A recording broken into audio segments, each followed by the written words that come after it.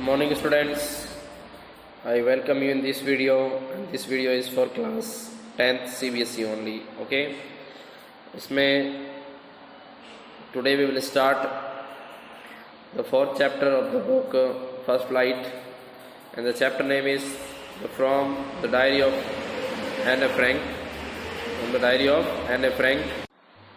Annelies मेरी Anne Frank जो है, इसका फुल नेम है एनलीज मेरी यानी कि एनी फ्रैंक, और उसका जन्म जो था वो 12 जून 1929 फरवरी में हुआ था और मार्च 1945 में मृत्यु हो गई थी। ओके, और एक यहूदी लड़की थी। कौन थी?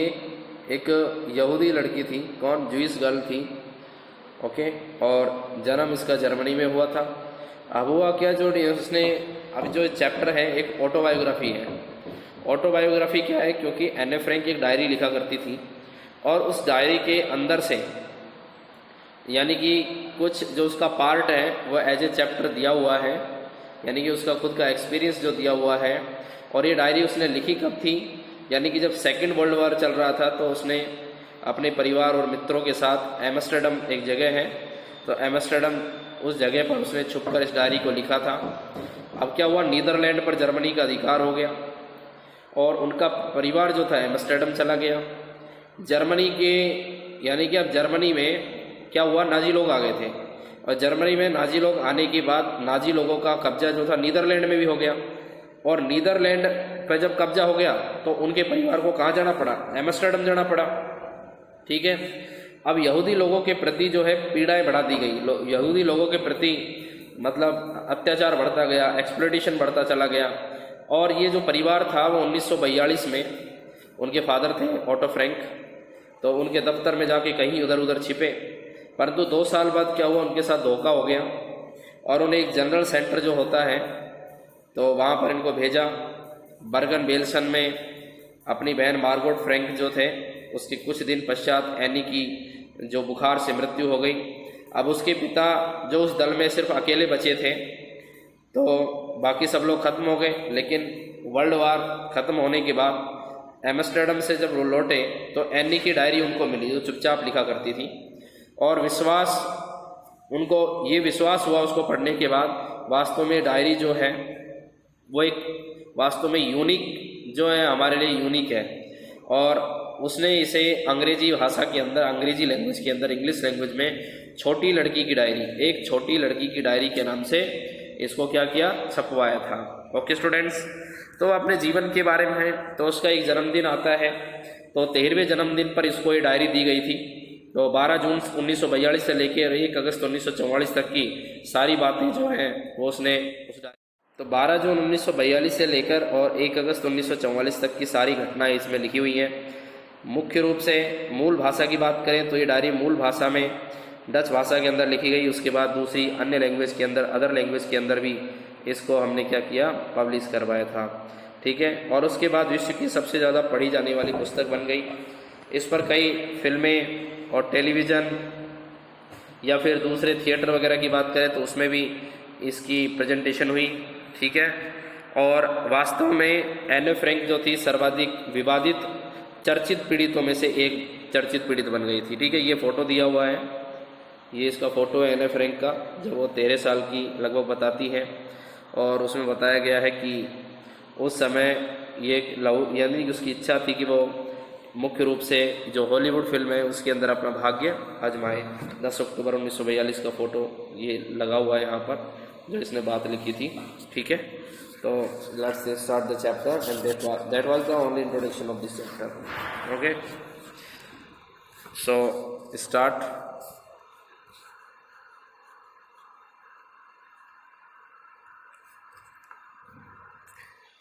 Writing in a diary is a really strange experience for someone like me। और मेरे जैसे व्यक्ति के लिए किसी डायरी को लिखना किसी यानी कि विचित्र से या रियली स्ट्रेंज से अलग नहीं है। मेरे लिए वास्तव में ये डायरी लिखना बड़ा रियली स्ट्रेंज था, मेरे लिए अद्भुत था।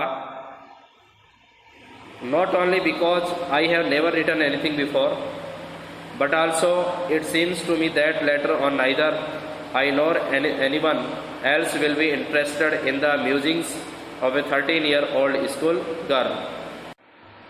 ना केवल इसलिए कि मैंने उसमें कुछ नहीं लिखा, यानी कि अजीब अनुभव क्यों है, ना इसलिए कि मैंने उसमें कुछ नहीं लिखा, बल्कि इसलिए मैंने उसमें ये सब बातें लिखी क्योंकि मुझे पता है कि बाद में जब मैं डायरी को कंप्लीट कर लूँगी तो एक 13 साल की लड़की के विचारों से कोई भी क्या नहीं होगा, इंटरेक्ट नहीं होगा, कोई भी उसकी बातों को विश्वास में नहीं लेगा. I nor anyone else will be interested in the musings of a 13-year-old school girl. Okay? Oh well, it doesn't matter. अरे हाँ, किंतु इस बात से कोई फ़र्क नहीं पड़ता. I feel like writing and I have an even greater need to get all kinds of things off my chest. हाँ, मेरा मन जो है वो लिखने का कर रहा है और इससे भी ज़्यादा मुझे आवश्यकता इस बात की है कि मैं अपने दिल की बातें जो हैं वो इस डायरी के अंदर लिखूं. Women writing, paper has more patience than people. कि कागज़ जो है लोगों की अपेक्षा ज़्यादा सहनशील होते हैं, यानी कि कागज़ के अंदर किसी बात को ना बताने की जो सहन शक्ति है वो ज़्यादा होती है बजाय लोगों के, क्योंकि लोगों ने कोई बात सुनी दूसरों को कान जाके तुरंत कान उसके भर दिए. I thought of this saying on one of those days when I was feeling a little depressed and was sitting at home with my chin in my hands, bored and listless, wondering whether or to stay in or go out. और मुझे यह कहावत ऐसे दिन याद आई, यानी कि मैंने उस दिन इस यानी कि बात को याद किया जब मैं उन दिनों में उदास सा महसूस कर रही थी और मैंने अपनी हाथों को अपनी ठुड्डी पर लगा रखा था. उस समय सोच रही थी, मैं ऊबी हुई बैठी थी, डिप्रेस्ड थी, यानी कि बहुत ज़्यादा डिप्रेस तनाव में थी. यानी कि अपने हाथ को कहाँ लगा रखा था, ठुड्डी के पास लगा रखा था. मैं बहुत ज़्यादा बोर हो चुकी थी, मुझे आलस्य सा आ रहा था. Wondering whether to stay in or go out, और इस बारे में मैं विचार कर रही थी, यानी कि इस अवस्था में बैठी थी कि मैं घर के बाहर बैठूं या घर के अंदर बैठूं, इस बारे में मैं फैसला नहीं कर पा रही थी. ठीक है, ये बात मुझे कब याद आई, जब मैं इस तरीके से एक दिन बोर बैठी थी, उदास बैठी थी. I finally stayed where I was brooding. Yes, paper does not have more patience and since I am not planning to let anyone else read this step-backed notebook, grandly referred to as a diary. Okay, और हाँ, कागज़ वास्तव में सचमुच लोगों से ज़्यादा सहनशील होता है, यानी कि कागज़ में ज़्यादा सहनशीलता होती है. इस बात को मैंने स्वीकार किया क्योंकि मेरा कोई ऐसा विचार नहीं है कि मैं पूरी तरह इस नोटबुक को, जिसे मैं अपनी डायरी को नाम दे रही हूँ, ठीक है, अगर मैं किसी दूसरे को पढ़ने दूंगी तो यह सच है. तो ऐसे मैं बिल्कुल भी विचार नहीं करती कि इसमें जो सब कुछ लिखा है वो सच है. Unless I should ever find a real friend it probably want make a bit of difference. हाँ, जब तक मुझे कोई रियल फ्रेंड नहीं मिल जाता शायद उस बात से मुझे कोई अंतर नहीं पड़ेगा. मेरे लिए डायरी भी और मेरे लिए वो मित्र भी बराबर हैं. मतलब मेरे मित्र के समान ही मेरी क्या है, डायरी है. उसने अपनी वास्तविक जो फ्रेंड माना है वो किसको माना है, डायरी को माना है. ठीक है.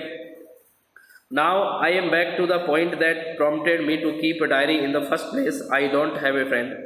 और सबसे पहली बात तो मैं उस बारे में तुम्हें बताना चाहूँगी कि जिस बात ने मुझे डायरी रखने के लिए उत्साहित किया, और निश्चित तौर से जो है मैं अपना एक भी मित्र नहीं रखती थी, यानी कि मेरा कोई मित्र नहीं था. Let me put it more clearly, मुझे अपनी बात को और अधिक स्पष्ट करने दो. Since no one will believe that a 13-year-old girl is completely alone in the world, और शायद इस बात पर कोई भी विश्वास नहीं करेगा कि एक 13 साल की लड़की जो है इस संसार में बिल्कुल अकेली है, यानी कि उसका कोई नहीं है. एंड आई एम नॉट, वास्तव में मैं अकेली नहीं हूँ. I have loving parents and A 16-year-old sister. मेरे प्यारे माता पिता हैं, एक 16 साल की मेरी बड़ी जो बहन है वो 13 साल की, और उसकी जो बड़ी बहन है वो 16 साल की है। Okay, and there are about 30 people I can call friends. मेरे घर में लगभग 30 के आसपास लोग हैं जिन्हें मैं अपना मित्र कह सकती हूँ। आई कैन कॉल फ्रेंड्स, जिन्हें क्या कह सकती हूँ, अपना मित्र कह सकती हूँ। I have a family loving aunts and a good home. हाँ, मेरा एक प्यारा सा परिवार है, प्यारी मौसी हैं और एक अच्छा सा घर है। ठीक है। No, on the surface I seem to have everything. नहीं, ऊपर से देखने पर ऐसा लगता है, क्या देखने पर लगता है, except my one true friend, कि मेरे पास सब कुछ है। मेरे पास क्या है, यानी कि एक सच्चे मित्र के अलावा सब कुछ है। ठीक है, यानी कि सच्चा मित्र नहीं है, बाकी मेरे पास परिवार है जिनको मैं अपना मित्र कहकर बुला सकती हूँ। तो ये सब बातें कौन कह रही है, एने फ्रैंक कह रही हैं। ठीक है, ओके।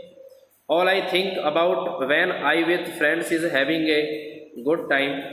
और जब मैं अपने मित्रों के साथ होती हूँ, जब मैं अपने फ्रेंड्स के साथ होती हूँ, तो केवल मौज मस्ती करने के बारे में ही सोचती हूँ, यानी कि गुड टाइम के बारे में सोचती हूँ। I can't bring myself to talk about anything but ordinary everything things, everyday things. और मैं प्रतिदिन की जो जनरल बातें हैं उसके अतिरिक्त कोई भी अन्य बातों के बारे में मैं नहीं सोचती। मैं केवल जनरल बातों पर ही ज़्यादा ध्यान देती हूँ, ऑर्डनरी बातों पर ही ज़्यादा ध्यान देती हूँ। We don't seem to be able to get any closer. और हम एक दूसरे के करीब नहीं आते, and that is the problem. और यही हमारे साथ समस्या है। Maybe it's my fault that we won't confide in each other. और शायद यह मेरी ही कमी है कि हम एक दूसरे पर अपना क्या करते हैं, यानी कि अपना फॉल्ट बताने की कोशिश करते हैं, जिससे हम भरोसा नहीं कर सकते। ठीक है, each other in any case.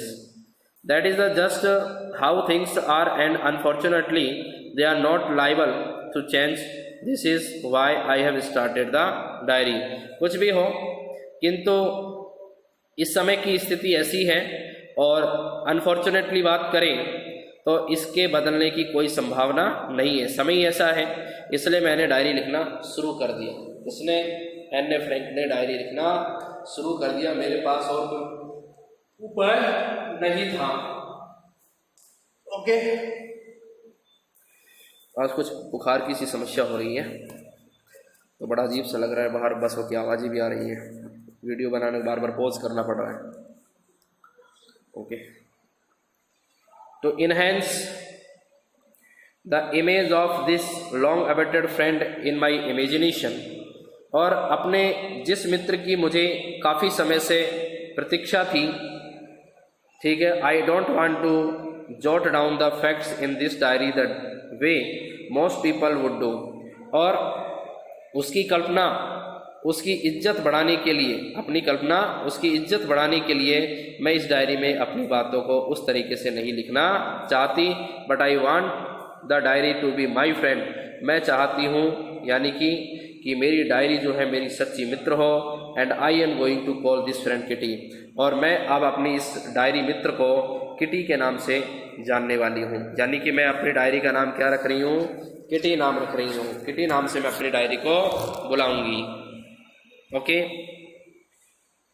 since no one would understand a word of my stories to Kitty if I were to plunge right in। क्योंकि अब बात करें, कोई भी व्यक्ति जो है, जो किटी में जो बातें लिखी हुई हैं उसका एक शब्द भी अंडरस्टैंड नहीं कर पाएगा, समझ नहीं पाएगा, यदि मैं उन्हें लिखना शुरू कर दूं। इसलिए क्या हुआ, इसलिए क्या किया, मैं अपने जीवन का एक संक्षिप्त जो है, एक ब्रीफ स्केच जो है मैं दे रही हूँ। And much as I dislike going so. और निश्चित तौर से शुरू में डायरी में लिखना मुझे बिल्कुल भी अच्छा नहीं लगा था। My father the most adorable father I have ever seen. मेरे पिता जो बहुत प्यारे पिताओं में से एक थे जिनको मैंने देखा। Did not marry my mother until he was 36 and she was 25। और जब तक मेरे पिता 36 साल के और मेरी माता 25 साल की नहीं हो गई तब तक उन लोगों ने शादी नहीं की थी। My sister Margot was born in Frankfurt in January in 1926। और मेरी जो बहन थी जिसका नाम मार्गोट था, उसका जन्म 1926 में हुआ था, जर्मनी के फ्रैंकफर्ट में। कहाँ हुआ था? जर्मनी के फ्रैंकफर्ट में जन्म हुआ था। आई वॉज बोर्न ऑन 12 जून 1929। मेरा जन्म 1929 में हुआ था। ठीक है। I lived in Frankfurt until I was 4। और मैं 4 साल की आयु तक नहीं रहेगी, 4 साल की नहीं हो गई जब तक मैं फ्रैंकफर्ट में रही। My father emigrated to Holland in 1933। मेरे पिताजी 1933 में हॉलैंड चले गए थे। My mother Edith Hollander Frank went with him to Holland in September. और मेरी माँ जिसका नाम एडिथ हॉलैंडर था, यानी कि एडिथ हॉलैंडर फ्रैंक था, सितंबर में वो भी उनके पीछे पीछे चली गई। While Margot and I were sent to Aachen to stay with our grandmother. अब मुझे और जो मार्गोट थी उनको दोनों को दादी माँ के साथ रहने के लिए एचिन भेज दिया गया। ठीक है। मार्गोट वेंट टू हॉलैंड इन दिसंबर। और मार्गेट भी जो थी दिसंबर में हॉलैंड चली गई। And I followed in February when I was plunked down in the table as a birthday present for Margot. और जब मुझे मैच पर मार्गोट के जन्मदिन के उपहार की तरह रख दिया गया। ठीक है। यानी कि ऐसा लगा कि मार्गोट का जन्मदिन है और जन्मदिन के उपहार स्वरूप दादी माँ के पास मेरे को छोड़कर चली गई। Okay. I started right away at the Montessori nursery school. और मैंने सबसे पहले मोंटेसरी प्राथमिक विद्यालय में जाना शुरू कर दिया। I stayed there until I was 6। मैं वहाँ पर 6 साल की नहीं हो गई थी तब तक मैंने वहाँ पढ़ाई की। Eight which time I started in the first form. और तब मैं उस समय पहली कक्षा में थी, पहली क्लास में थी। In the 6th form my teacher was Mrs Kuperus. और उस समय मेरी जो कक्षा अध्यापिका थी वो श्रीमती कॉपरस थी। द हेड मिस्ट्रेस, कौन? यानी कि वहाँ की मुख्य प्रधानाध्यापिका। At the end of this year we were both in tears as we said heartbreaking farewell. और वर्ष के अंत में जब हम दोनों ने एक दूसरे के लिए विदाई ली, उस समय दोनों की आंखों में क्या थे? आंसू थे। दोनों की आंखों में क्या आ गए थे? आंसू आ गए थे। In the summer of 1941 grandma fell ill. गर्मियों की बात है, सन 1941 में दादी माँ जो थी वो बीमार पड़ गई। Had to have an operation. और निश्चित तौर से उनका ऑपरेशन करना था। यानी कि क्या करना था? ऑपरेशन करना पड़ा। So my birthday passed with little celebration.